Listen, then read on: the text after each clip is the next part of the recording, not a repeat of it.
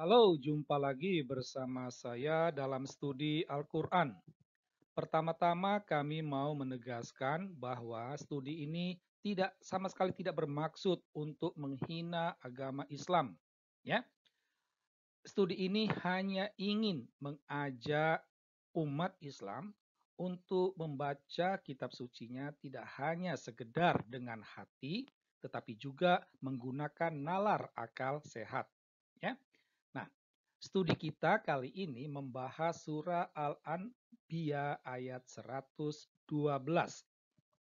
Sebelum kita masuk dalam studi kita, kami mau mengajak Anda untuk menyamakan dulu persepsi pemahaman kita tentang Al-Quran.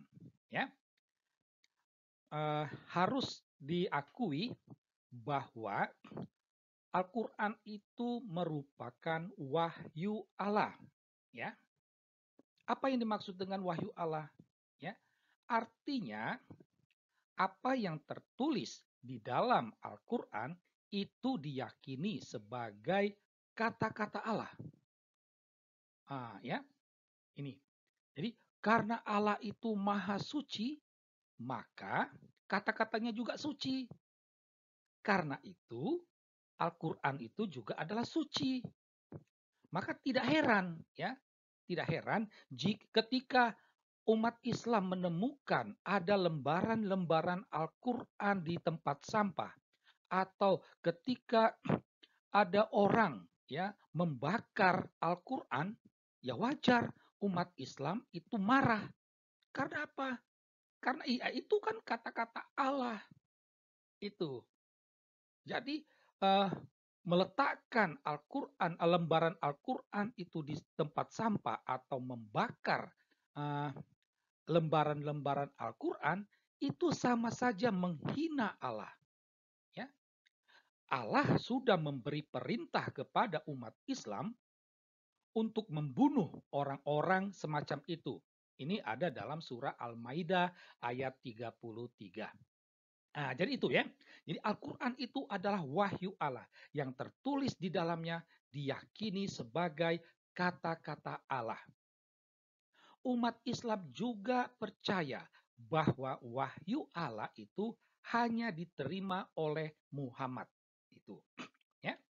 Nah, ini pemikiran dasar yang harus kita terima. Berikut kita akan melihat konteks Al-Quran. Di sini kami tidak mau membahas tentang situasi atau sejarah ya peristiwa dari turunnya Al-Quran. Tidak.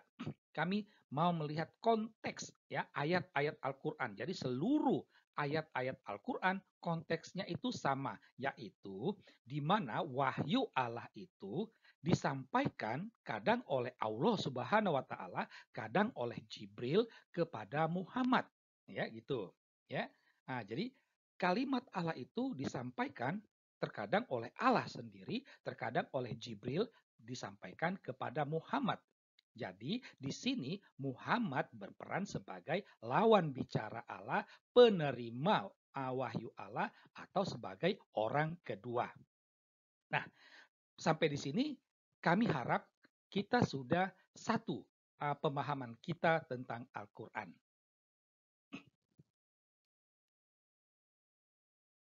Nah, sekarang kita akan melihat ya ayat ke-12 dari surah ke-21 ya. Nah, sebagaimana yang sudah ditampilkan di layar kaca Anda. Sekilas, kalau kita membaca teks itu dengan uh, meletakkan konteks Al-Quran yang tadi kita sudah bahas, kita langsung menemukan ada dua persoalan yang begitu gamblang. Yang pertama itu adalah persoalan kata ganti dia. Ya, kalau kita membaca dalam Al-Quran, kata dia itu diterjemahkan, ditafsirkan sebagai Muhammad. Ya, maka tidak heran setelah kata dia itu ada kata Muhammad dalam tanda kurung. Ya, nah yang menarik ya, yang menarik eh, pada ayat 110 kata dia itu ditafsirkan sebagai Allah. Nah, kenapa bisa berbeda? Itu. 110 Allah, kenapa 112 ini ditafsirkan Muhammad? Ini agak aneh, ya. Kalau kita terapkan konteks Al-Quran di mana Muhammad sebagai penerima wahyu, di mana Muhammad adalah orang kedua, maka haruslah dikatakan bahwa dia itu bukanlah Muhammad. Jadi siapa itu dia? Tidaklah jelas. Nah, persoalan yang kedua itu adalah kata ganti kamu.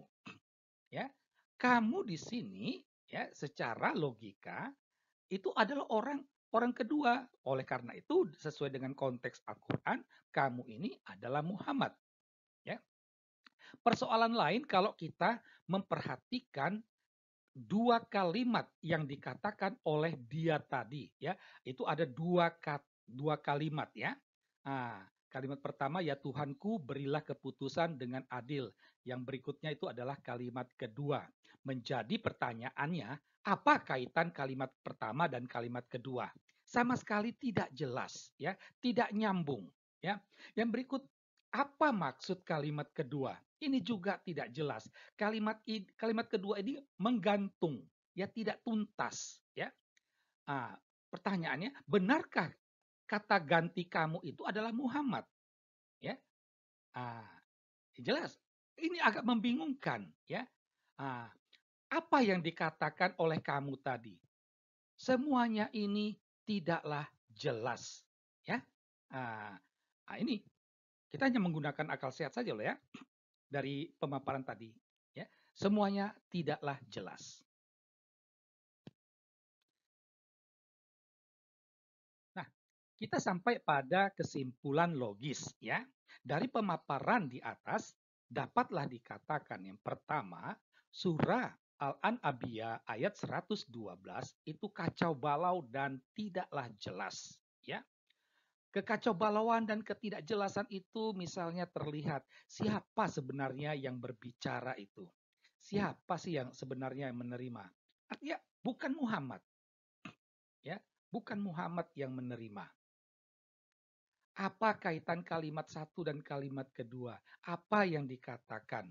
Semuanya itu tidak jelas. Masih banyak ketidakjelasan lagi. Kenapa ayat 110 dia itu diterjemahkan Allah, sedangkan ayat 112 Muhammad. Ini semuanya tidaklah jelas.